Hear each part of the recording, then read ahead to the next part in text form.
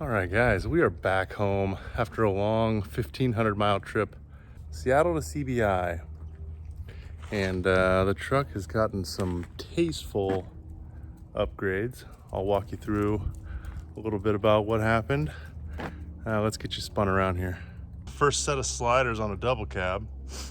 I'd gone there twice in the past, so this is my third time going there. And helped them kind of get this all measured out and built for the double cabs.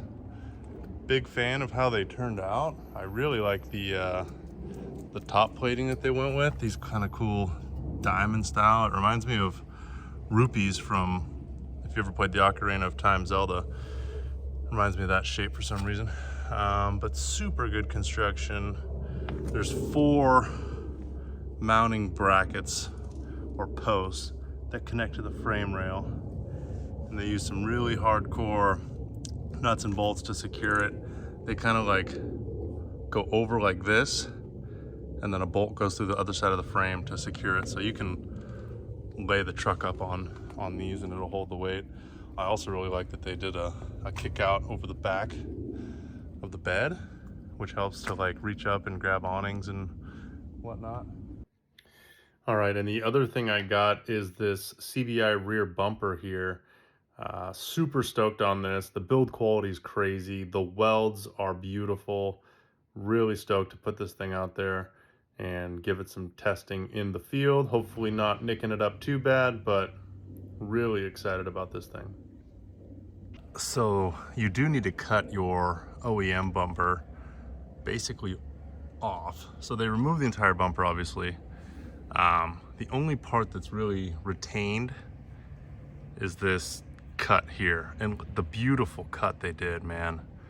Like that, shout out to Justin at CBI. Like, that guy is such an awesome person in general, but man, he really knows how to install some hardware, and he just really, like, he cares about what he does, and it shows. So really love working with that guy. Around the back here, you get to retain your factory blind spot monitoring and all those sensors and everything. There's a spot for your sensors throughout the bumper, and you'll see these 6 button heads here. So these lower ones just keep this plastic cover over the sensor, but there's those 2 top bolts there, and they're developing right now some swing outs for this bumper on both sides. And so the way it'll attach is like all these bolts will come out and the swing out will go over the top of it, and you'll put those bolts back in to secure it. You'll probably get some longer bolts, I would imagine. And then once I have that, I can get away from having this swing out, this rigged carrier, so I'll be able to sell that and just run some low profile swing out arms instead. Another tasteful thing they've done is these recovery points in the rear. Both sides have them. So now you've got a little bit more options as far as recovery goes. I've been just using the hitch link here and the receiver when I get stuck, but it'll be nice to have these now instead. And then there's spots here for some rigid lights, a white light that are now tied into my reverse lights, and they cast a pretty good beam there, so that's pretty helpful when backing up, especially since I don't have a backup camera anymore. Yeah, my dumbass was like, oh, I could make that look better. I should probably black that out, and I used a Sharpie, and I did not make it look better. So I need to find like a way to black it out like that one. I don't know if you're supposed to paint these or not, but ignore that. This bumper also does not interfere with your factory tow equipment, so your hitch remains there intact the entire time you're installing this thing, and you don't lose any tow ratings in any way, so that's a nice feature as well. And then these top plates, super like cool, sort of tactical looking top plates. I really like what they've done with these. Looks really sharp. And Here's a look at the other side. Just super dialed in on the cuts. Looks really sharp. You end up picking up like 2 inches of ground clearance by removing the old bumper and putting this on. Oh, and another thing too that's super nice is they included a place to put your boot and step up. So when you want to, you know, get up on top of your truck to grab something, you can do that now. Okay, so we're under the truck here. So on the side of the bumper, there's these support bars they've added, and they tie right into the frame.